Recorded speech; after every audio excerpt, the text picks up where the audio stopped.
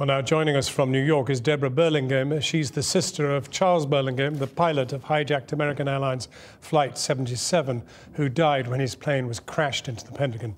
And she's a strong critic of the legal system trying Khalid Sheikh Mohammed. And presumably, Deborah Burlingame, this material that's come out of Guantanamo and the fact that he remains untried for so long leaves you with no closure and simply aggravation.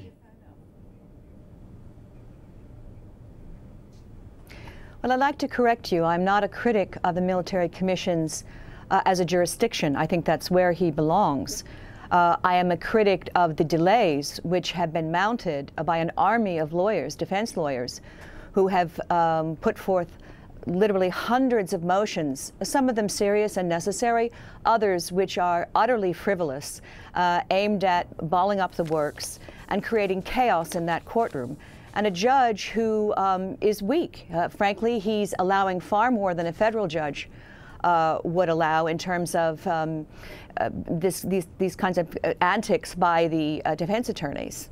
There's also, it seems, a political failure of will in America. I mean, it's been before Congress, the whole issue of whether these people could be brought to America and tried. There's been no great will to bring them into America and get them dealt with.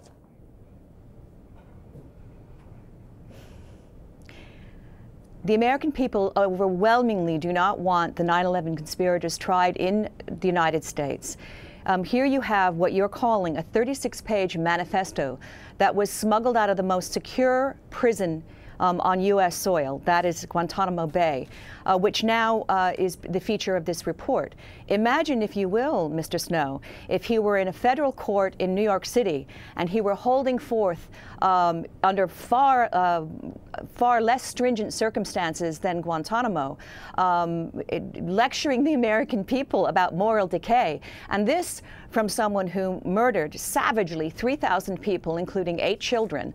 I think that's a bit rich, and the American people don't want it, nor do they want the $500 million cost that it would accrue to the taxpayers. Therefore, what should be done? I mean, the president said he wanted to close Guantanamo, finish this thing for all time, and that was within 1 year of his coming to office. And we're here now, 10 years later. The place is still open. He's able somehow to get material out to the outside world. What would you want done? I want the trial to go forward. To say that he, in your piece that preceded this interview, that he hasn't been brought before the court, that isn't true. He has been brought before the court prior to 2008, or in 2008, he wanted to plead guilty. President Obama suspended those trials, and we had to start all over again. That was resumed last April, or over a year ago, and they had to start from scratch again. They are in the motion practice prior to the case in chief. That's been ongoing, and that would happen in any jurisdiction, federal court in the United States as well. So this is going on. He comes to court, he shows up in his battle fatigues, indicating that he is a tough jihadi, and it's going forward. It's the pace of the trial that we object to, and the fact that his lawyers are pulling stunts like this. I have no doubt that the lawyers are behind this, smuggling this classified material out of the camp, and that is outrageous. I'm not exactly sure what the path was that brought it out, but nevertheless, what this declaration from him seems to illustrate is that despite being tortured with waterboarding over 180 times, incarcerated for all these years, it doesn't seem that even that has had any very great effect upon him. Yes, you would think that torture would, have a far greater effect on him. And I'm saying that sarcastically, sir. The fact is he wasn't, quote, tortured, not even once. Waterboarding has been done on over 40,000 U.S. military pilots, intelligence officers, special operators. Waterboarding was done by 5 of the pilots who died on 9/11.